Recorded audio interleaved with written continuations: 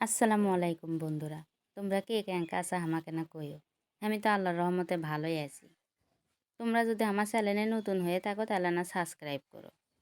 আজকে আমি মুরগির গোস্ত দিয়ে পাকোড়া বানাবো। তো তোমাকেও কেন পাকোড়া বানিয়ে দেখাই।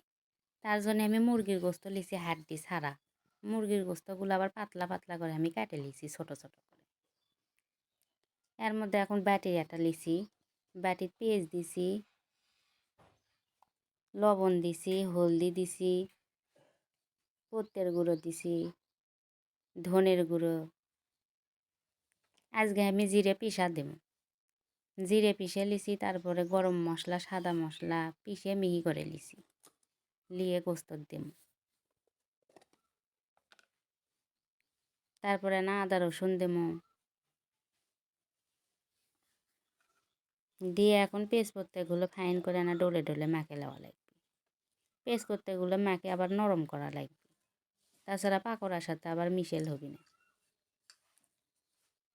তেজপত্তাগুলো মাখা হয়ে গেছে, এখন মুরগির গোস্তগুলো দিয়ে আবার না ফাইন করে লেড়ে ছেড়ে মেখে নিই, যাতে মুরগির গোস্তর মধ্যে না লবণ ঝাল ঢোকে।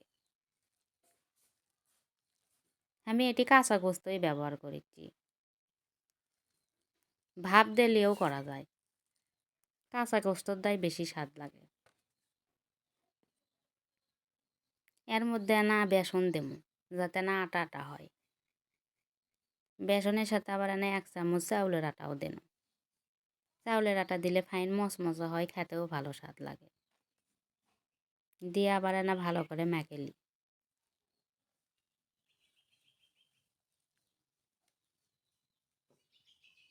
আটা আটা হয়নি, এখন আবার না অল্প করে পানি নিয়ে মাখা লাগবে।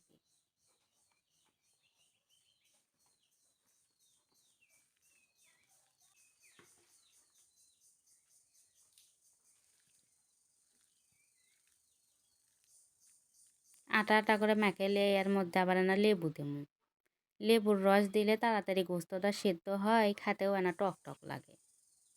তো তোমরা যদি লেবু না দেবা চাও না দেবা, কোনো সমস্যা নেই, এমনিও বানান যায়। মিশাই একটা লেবু নষ্ট করে লাভ আছে? লেবুর যে দাম। গোস্ত মাখান হয়ে গেছে, এখানে আমি 1 ঘন্টা থুয়ে দেবো, যাতে মশলাগুলো ভালো করে গোস্তর মধ্যে ঢোকে।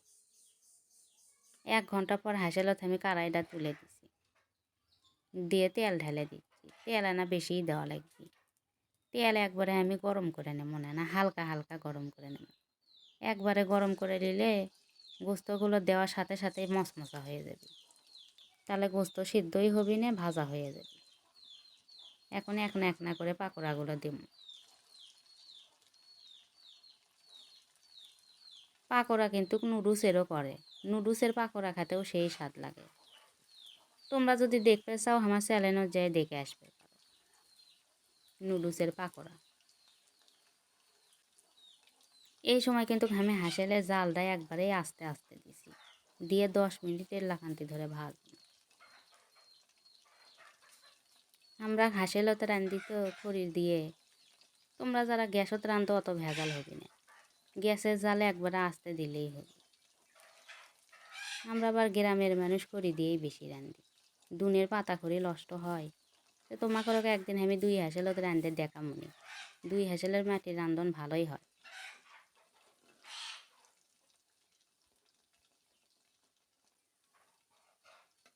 পাকোড়াগুলো 1 পিঠ ভাজা হয়ে গেছে না, আস্তে আস্তে এখন উল্টে নিই।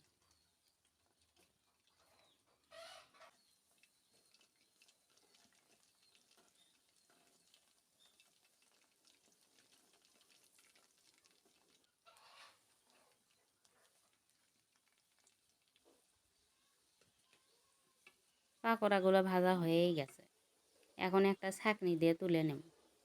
ছাঁকনি দিয়ে তুলে নিলে তাহলে তেলগুলো নিংড়ে যাবে না। দেখো দেখতে কালার সেই সুন্দর হচ্ছে, খেতেও সেই স্বাদ লাগে। চাউলের আটা দেওয়া আছে তো ওই জন্য আরও মরমরা লাগবে। তো তোমাকে কেন বাটি তুলে দেখাই, খেতে কিন্তু সেই স্বাদ লাগে সস দিয়ে। তোমরাও বাড়িতে বানিয়ে খাইয়ে দেখো।